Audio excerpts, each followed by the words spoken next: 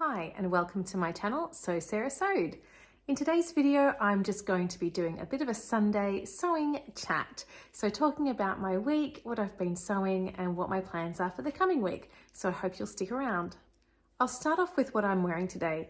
It has been a really cold weekend in Melbourne. Yesterday was absolutely freezing. The maximum temperature I think was 12 degrees but most of the day it felt like about 3.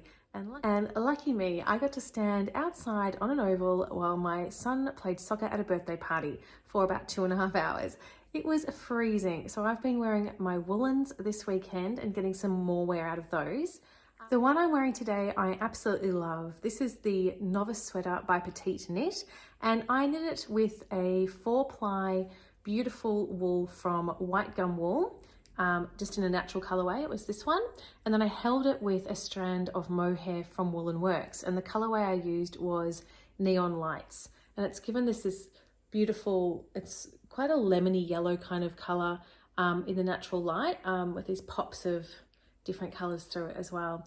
It's beautifully soft to wear, and yeah, I really like this one. I was really excited to finish a project yesterday. This is something I've had on my plans all year. It's part of my Make 9, and it's the Bestie Bag by Blackbird Fabrics Patterns. It's a really nice crescent shaped bag, and there are 3 sizes it comes in. The medium and the large come in the original pattern, and then there's an expansion pack for a small or baby bestie. So I made the medium, and I'm really happy with how it turned out. I'll show you.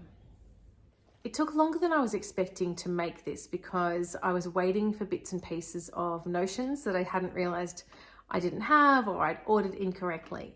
So the fabric I've used for the outer is a cotton twill, heavyweight cotton from My Design in this beautiful navy color. And then I lined it with a fabric also from My Design. And that is an Indian block print in a green and these lovely flowers in there. So you can see that there are pockets in the inside. One side has a kind of a larger pocket, and then the other side is divided into 2 smaller pockets. So the whole bag is lined, but there is an option to make an unlined version. I liked the idea of choosing a lining to match with mine, so I'm happy I did that. So then the zip.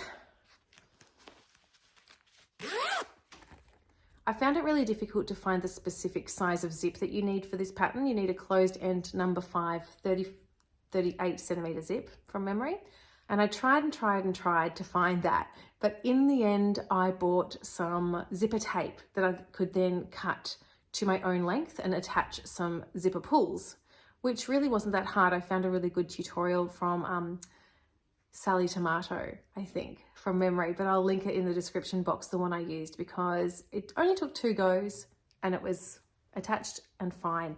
So the colorway I chose was called Antique Brass, and all of my hardware is from Dreamy Bag Studio, which is located in Tasmania. And I think, and also it's on a navy blue tape that blends in really well. And I think that this color especially goes really nicely with that sort of golden brown in the lining too. So I'm really happy with the way everything matches. So the zipper pull I chose says handmade, which I think is a nice subtle yet special little touch there. And then I also got a slider for the strap because I want to be able to adjust my strap. That's in the same colorway from the same place. Now the strap I used is by Kylie and the Machine, and this is her webbing, which is the perfect size for this project. So she's designed it to work with her tote bag, but it's the same width. So that's a 1.5 inch width, and it fits beautifully with the pattern. I'll put in a photo of myself wearing it. When I took this photo, it had nothing in it, but I have worn it all weekend, and it fits a lot of stuff actually for the medium. Today I took it to my son's soccer presentation. I had my other son's book in there. I had my son's trophy, a water bottle, my phone, a little wallet of cards, my keys. Yeah, it fit a lot. So I'm really, really happy with the Bestie bag, and I'm definitely planning to make more. I had to make 2 purchases from Dreamy Bag Hardware because I had forgotten to get the slider.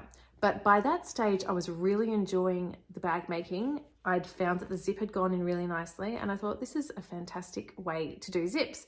So when I was having to buy shipping to just get one of these, I thought I should make it worth the price, and I bought a whole lot more. So I've got a real collection now of zipper tapes, zipper pulls, and sliders in different colorways.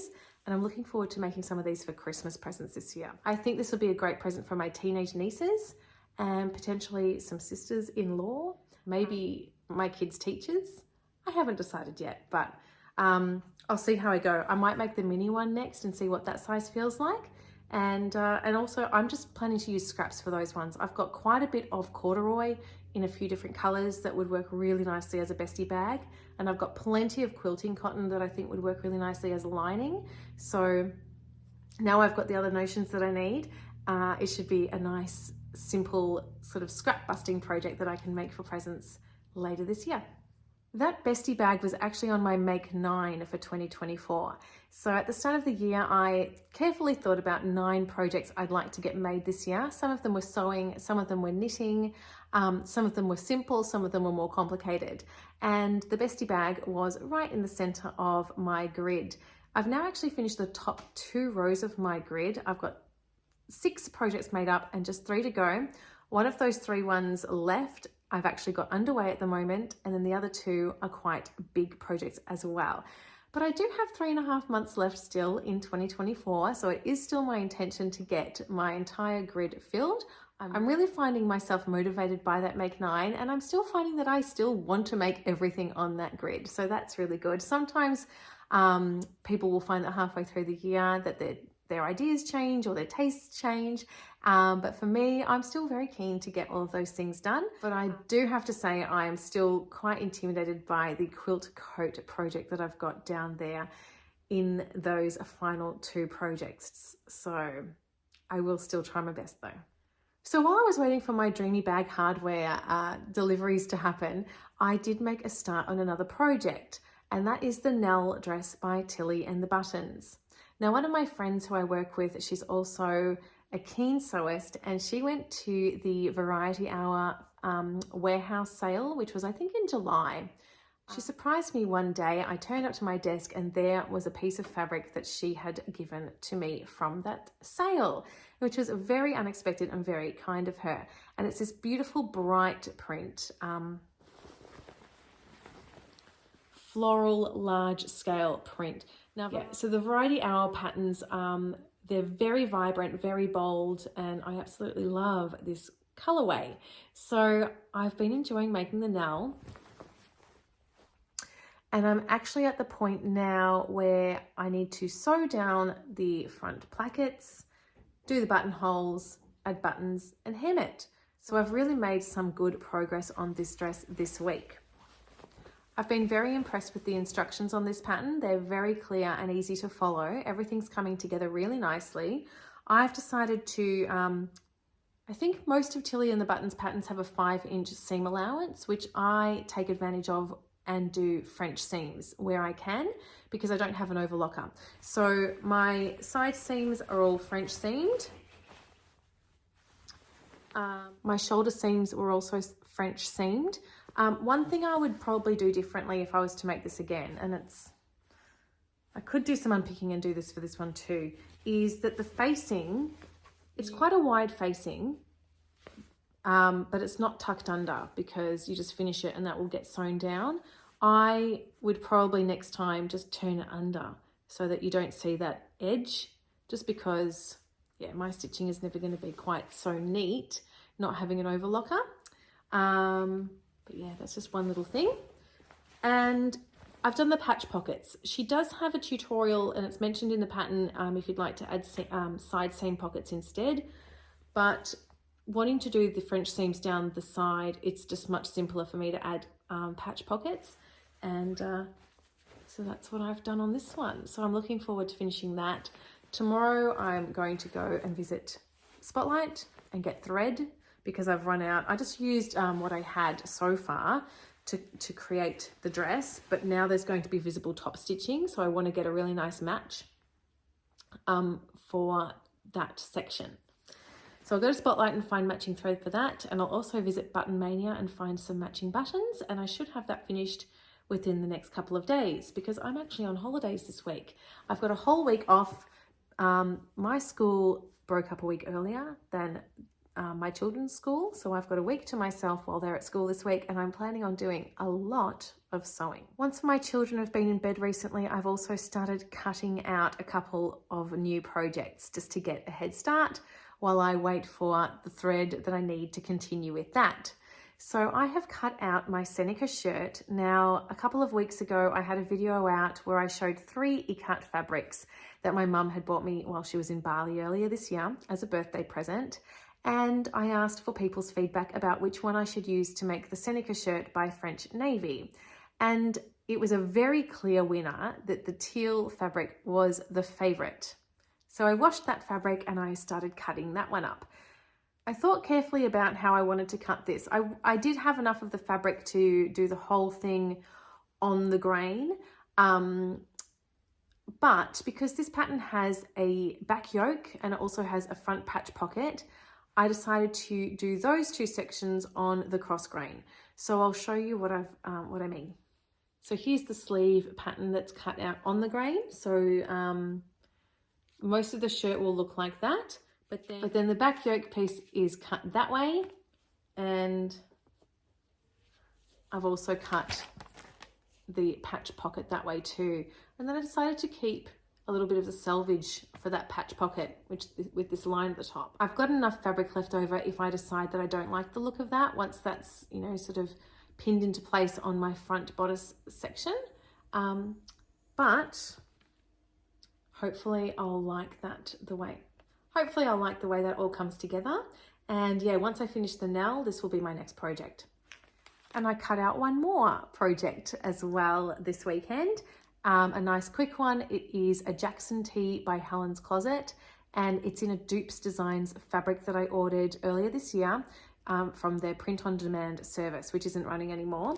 But I bought 1 meter of this really bright, fun fabric just to make a t-shirt that I know will get a lot of wear over the warmer months. And here is my front piece. So that one is all completely cut out and ready to sew as well. A jersey t-shirt really should only take me a couple of hours to sew up, so I'm sure I'll get that one finished this week as well.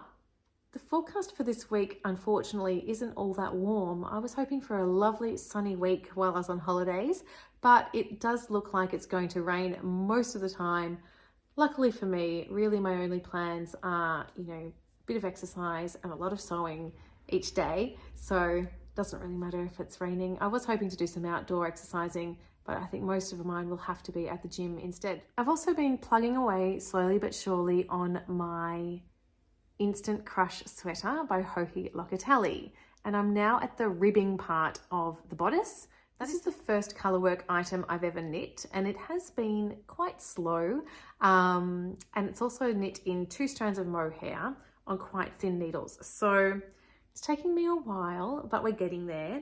And yeah, as I mentioned, I'm down to the ribbing now, and the ribbing is just 1 colour, and it's just a 2x2 rib, and so it's really this is the section that I am finding quite fast because I'm not having to swap colours all the time, and it's just kind of mindless knitting. I don't have to have a pattern memorised in my head.